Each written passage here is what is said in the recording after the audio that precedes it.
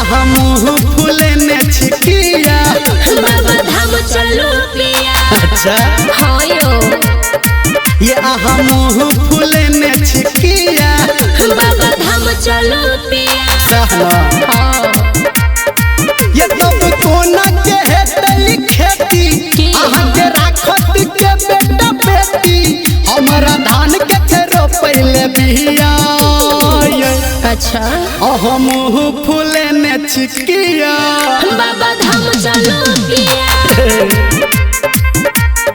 ये आहा मुँह फूले ने छिकिया बाबा धाम चलो पिया। सहना हाँ यो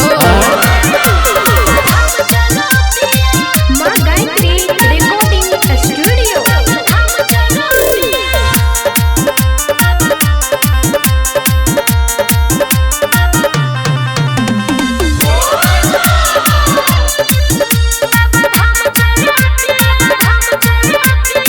दूर छे बाबा नगरिया ये कोले बाजार चका गोरिया ये केना हेते सब हेते। हाँ दूर छे बाबा नगरिया ये कोले बाजार चका गोरिया ये आमदनी ने गड़बड़ छे हाल आहा जाबू अगले है साल ना। धनी करू ने छोट हिया ये आहा मुँह फूले ने छिकिया बाबा धाम चलो पिया।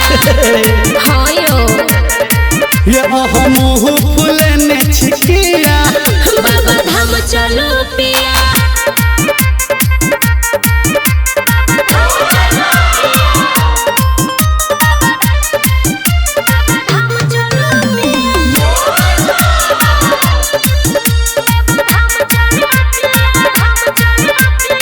अखनी नब आहा कनिया छी आहा के झूठ हम धनिया छी।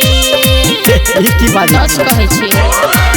है ये अखनी नब आहा कनिया छी आहा के झूठ हम धनिया छी।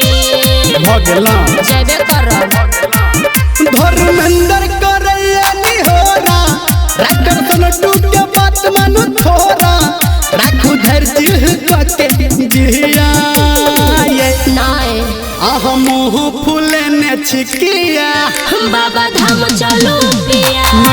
नाय ये आहा मुँह फूले ने छिकिया बाबा धाम चलो पिया।